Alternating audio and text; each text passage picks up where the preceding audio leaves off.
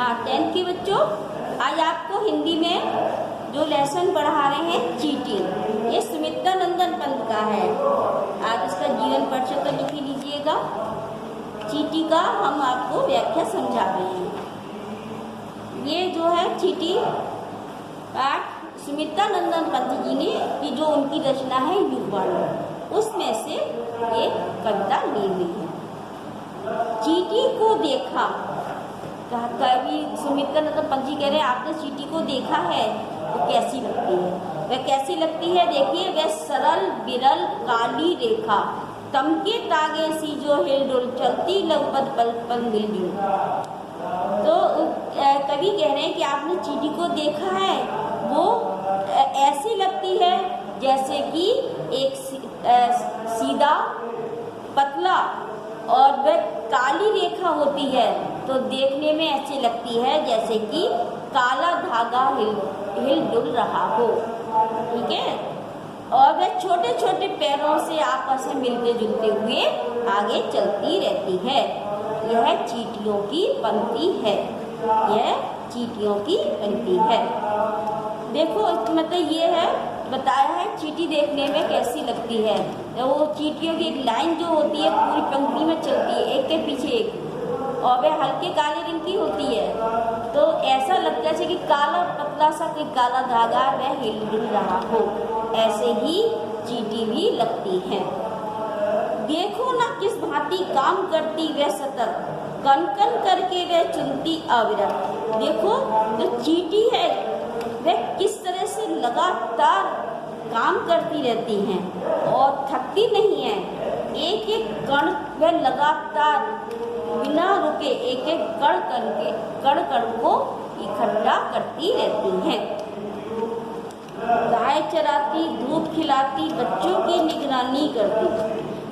इसमें जो ना पंत जी ने मतलब बताया है, एक तरह से चींटियों का भी अपना परिवार होता है, तो वो चींटियाँ एक साधारण सामाजिक प्राणी यानी इंसान की तरह वह भी गायों को चराती हैं, धूप खिलाती हैं और अपने बच्चों की निगरानी भी करती हैं। लड़ती अरी से तनिक न डरती और वह दुश्मनों से लड़ती भी हैं, बिल्कुल भी उनसे डरती नहीं हैं। दल के दल सेना संवारती और वह अपनी उनकी चींटियों की भी सेना होती है, तो वह पूरी सेनाओं के दलों को भी संवारती हैं। घर आंगन जनपद वारती और वे अपने घर आंगन को भी, और ये जनपथ है जो मार्ग है उसको भी वे साफ करती हैं। अर्थात चींटी एक तरह से एक सामाजिक प्राणी की ही तरह है। चींटी है प्राणी सामाजिक, वे श्रमजीवी वे सुनागरिक। चींटी एक सामाजिक प्राणी है और वह एक सामाजिक नागरिक की तरह से वह अपने काम भी करती हैं। वह बहुत ही मेहनती होती हैं और इस तरह से वह एक बहुत ही अच्छी नागरिक हैं। देखा चींटी को उसके जी को, भूरे बालों किसी कदम, कहते हैं कि तुम चींटी को देखा, वो जो ना देखने में तो बहुत छोटी होती है, पर लेकिन जो उनका हृदय वो बहुत ही विशाल होता है, बहुत बड़ा होता है। उसमें काम करने के उनमें आत्म शक्ति है वो बहुत होती है। अर्थात उस शक्ति का संबंध किसी भी शरीर के आकार से नहीं होता है, आकार छोटा हो या बड़ा, सिर्फ इंसान में या प्राणी में कार्य करने की शक्ति या या इच्छा होनी चाहिए, तो जो चींटी में होती है। भूरे बालों की सी कतरन, और देखने में चींटी ऐसे लगती है अपने भूरे बालों की कतरन के समान लगती है। देखने में चींटी भूरे बालों की कतरन के समान लगती है, जैसे कोई अपने बाल कट करके डाल देता है तो ऐसे ही दिखाई देती है। छुपा नहीं उसका छोटापन, वह समस्त पृथ्वी पर निर्भर विचरण करती, उसका छोटापन किसी से नहीं छुपाया था, सब जानते हैं। चींटी के लघु आकार को सभी लोग जानते हैं, ठीक है। लेकिन इतने छोटे होते हुए भी वह पूरी पृथ्वी पर निडर होकर के घूमती है, मतलब उसे किसी से कोई डर नहीं है, वो डरती नहीं है, पूरी पृथ्वी पर निडर होकर के वो घूमती है। श्रम में तन में, और वह बस अपने परिश्रम करने में ही लगी रहती है। वह जीवन की जिंदगी अच्छ है, और वह अब जीवन की एक अक्षर कभी भी ना बुझने वाली चिंगारी है। अर्थात चींटी हमको हमेशा परिश्रम करने की प्रेरणा देती है। वह भी क्या देही है तिल सी, प्राणों सी झिलमिल झिलमिल सी, और उसके शरीर भी क्या है, एक तिल के समान है, छोटा सा, और लेकिन उसके प्राणों की में जो शक्ति है, जो इच्छा, वो बहुत ज़्यादा है। दिन भर वह मीलों चलती अथक कार्य से कही, और वह दिन भर में मीलों यानी कितने मीलों चलती है, वह अपने कार्य से को बिना थके हुए करती रहती है, कार्य से रुकती नहीं है। ये आपका चींटी वाला पाठ हो गया। इसमें देखिए जो न संपंत जी ने एक साधारण सरल भाषा का प्रयोग किया है और वर्णनात्मक शैली है। रस इसमें वीर रस है, इसके द्वारा प्राणियों मतलब व्यक्तियों को प्रेरित किया गया है और एक उत्साहवर्धन किया गया है। और ये इसमें अलंकार जो है, उपमा अनुप्रास अलंकार का प्रयोग किया गया है, ठीक है। और ये ठीक है, ये आपका पाठ पूरा हो चुका है। अब आपके में चंद्रलोक में प्रथम बार, ये वाला इसका कोर्स में नहीं है, ठीक है, तो हम चंद्रलोक वाला नहीं पढ़ाएंगे। एक पाठ और पढ़ा देते हैं महादेवी वर्मा का, हिमालय से। ये आप समझिए, ये हिमालय से महादेवी वर्मा ने अपनी रचना सांड गीत से ये लिया है। इसमें हिमालय का वर्णन किया है महादेवी वर्मा ने। हे चिर महान, ये स्वर्ण रश्मि छू श्वेत भाल, वर्षा जाती रंगीन घास। जो ना महादेवी वर्मा जी कहती हैं, हे चिरकालीन और महान हिमालय, जो ना तुम्हारा जो श्वेत मस्तक है, उस पर जब सुबह की प्रातःकालीन सूर्य की किरणें पड़ती हैं, तो वहाँ चारों तरफ का वहाँ का जो वातावरण है बहुत ही प्रफुल्लतादायक या उत्साहदायक हो जाता है। शैली रंगता है इंद्रधनुष, परिमल मलमल जाता बतास। और जो उसकी प्रातःकालीन जो किरणें हैं, जो आपके मस्तक पर पड़ती हैं, तो वह इंद्रधनुषी रंग में परिवर्तित हो जाता है। ऐसा लगता है जैसे कि आपके मस्तक पर इंद्रधनुषी रंग की पगड़ी बांधी हो। और फिर वहाँ पर चारों तरफ वहाँ का जो वातावरण है सुगंधित, जो न चंदन की वायु से युक्त हो जाता है, वहाँ के वातावरण को सुरभित कर देता है। पर रागहीन तू ही मिलान, लेकिन तुम तो जो ना एकदम ही बिल्कुल ही रागहीन हो, अर्थात तुम्हें किसी से अनुराग नहीं है, लेकिन और तुम बहुत ही महान हो। इसमें हिमालय के जो पर्वत के समय जो प्रातःकालीन का वर्णन किया गया है कि उस समय हिमालय का कैसा वहाँ का वातावरण होता है।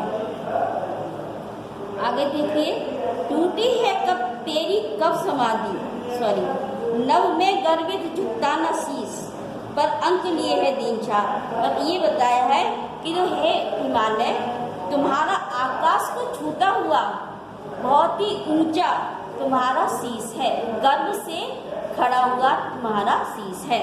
मतलब तुम बहुत ही गर्व से खड़े हुए हो, आकाश को छूते हुए हो, और लेकिन कभी किसी के सामने तुम्हारा ये शीश झुकता नहीं है।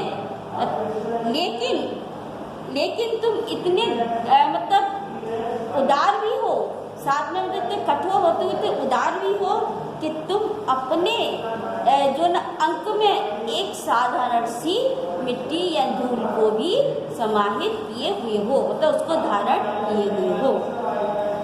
मन गल जाता नत विश्व देख, और पूरे संसार को अपने सामने नतमस्तक होते हुए देख करके तुम्हारा हृदय जो है वह द्रवित हो जाता है, अर्थात तुम जल की नदियों के रूप में पिघल जाते हो। तन सह लेता है कुलिश भाव, कितने मृदु कितने कठिन प्राण। हे हिमालय, तुम मतलब इतने कठोर हो कि तुम वज्रों के अनेकों प्रहार को भी सहन कर लेते हो। तुम वज्रों के अनेक प्रहार को भी सहन कर लेते हो, अर्थात तुम जितने कठोर हो उतने ही कोमल हो। इसमें भी हिमालय की स्थिति का वर्णन किया है कि वह कहना चाहिए शारीरिक तौर पे मतलब एक तरह से बहुत कठिन है, पर लेकिन उसके अंदर भी एक उदारता भरी हुई है, सरसता है, जो हमें नदियों के द्वारा दिखाई देती है। तो मतलब मनुष्य को भी एक तरह से इससे प्रेरणा लेनी चाहिए कि मनुष्य ऊपर से भले ही कठोर हो तो अंदर से उसे भी उदार और सरस होना चाहिए। संसार के जो ना उसको दुख दर्द में उसको सहायता करनी चाहिए। अब आगे देखिए, टूटी है तेरी कब समाधि, झंझा लौटे शतहारा। महादेवी वर्मा कहती है कि हिमालय तुम्हारी समाधि कभी नहीं टूटी है, अहमद तुम हमेशा समाधि में स्थित रहते हो, अटल हो, अर्थात तुमसे अनेकों झंझावात पीड़े आए हैं, आंधी तूफान आए हैं और हजारों बार सैकड़ों बार तुमसे टकरा करके वो हार गए हैं, लेकिन तुम्हारी समाधि को कोई भी नहीं तोड़ पाया है। वह चला जगहों से किंतु नीम, सुनकर जलते कण विकार। मतलब तुम इतने समाधिस्थों के सारे झंझावातों के इतने प्रहारों से भी तुमने अपनी समाधि को नहीं तोड़ा, लेकिन जब तुम्हारे अंत में जब इसकी जो मिट्टी है उसका जब एक एक कण गर्मी से ताप से जब जलने लगता है तो तुम उसकी पुकार को सुन करके तुम्हारी आंखों से जल पानी बहने लगता है, आंसू बहने लगते हैं। ठीक है, तो बताया है कितने कठोर भी हो तुम और कितने कोमल भी हो। सुख से विरक्त दुख में समान, और हे हिमालय तुम सारे सुखों से विरक्त हो, अर्थात तुम्हें सुख दुख की कोई चिंता नहीं है, तुम सुख और दुख में हमेशा समान रहते हो। मतलब हिमालय पर्वत को अपने सुख दुख की चिंता नहीं है, चाहे कितने भी सुख हो चाहे कितने भी दुख हो, पर लेकिन वो दूसरों के दुखों में वह सरस हो जाता है। अब महादेवी वर्मा कहती हैं, मेरे जीवन का आज मुख तेरी छाया से उल्लास। तो महादेवी वर्मा कह रही है, वो मतलब ये आशा कर रही है, वो हिमालय से अपनी समानता करना चाहती है, जैसा हिमालय है वैसा ही हम भी बने। तो वो कह रही हैं कि हे हिमालय, जब तुम्हारे मतलब मुझे भी तुम अब मेरा जीवन भी तुम्हारे समान बन जाए, अर्थात तुम मुझे अपनी ही छाया में मिला लेना। तो अर्थात कि हे हिमालय, जो आपके सद्गुण है मैं भी उसे अपने व्यवहार में उतारना चाहती हूँ। तब तेरी साधकता छूले मल्ले करना की था, अर्थात मेरी शरीर भी तुम्हारे जैसा साधक बन जाए, मतलब मैं कठोर से कठोर साधना शक्ति से पूर्ण हो जाऊं। जैसे तुम साधक हो इतनी कठोर साधना करते हो, मैं भी तुम्हारी तरह इतनी ही कठोर साधना करूं, लेकिन मेरा जो मन है वो तुम्हारी तरह करना पूर्ण हो जाए। उनमें पावस रखने विहान, क्योंकि मेरे हृदय में भी तुम्हारी तरह जो है ना वर्षा ऋतु के समान, वर्षा ऋतु अर्थात मेरे हृदय में भी तुम्हारी तरह सरसता और उदारता हो जाए, और मेरी आंखों में तुम्हारी तरह वह प्रातःकालीन सौंदर्य हो, अर्थात मेरे अंदर ज्ञान की परम ज्योति प्रज्वलित हो जाए। तो देखिए इसमें महादेवी वर्मा जी ने हिमालय से वो प्रेरित होकर के उसी के समान बनना चाहती हैं। इस तरह से वो प्रत्येक मनुष्य को भी यही प्रेरणा दे रही है कि हर प्राणी को मनुष्य को भी हिमालय की तरह ही बनना चाहिए। ऊपर से वो भले शारीरिक तौर पर उसे बहुत ही कठोर होना चाहिए, पर लेकिन मन से उसे बहुत ही उदार और सरस होना चाहिए। इसमें देखिए जो ना शांत रस है और भावात्मक और चित्तात्मक शैली है और एक सरल साहित्यिक भाषा का प्रयोग किया गया है और अलंकार अनुप्रास है, विरोधाभास है और जो है ये सारे अलंकार हैं और माधुर्य गुण। अब हमने आपके 2 पढ़ा दिया। वर्षा सुंदरी के प्रति हम फिर कल पढ़ाएंगे। आप इसको कर लीजिएगा, व्याख्या कर लीजिएगा और जो समझ में नहीं आए वो आप हमसे पूछ सकते हैं। ठीक है, और कल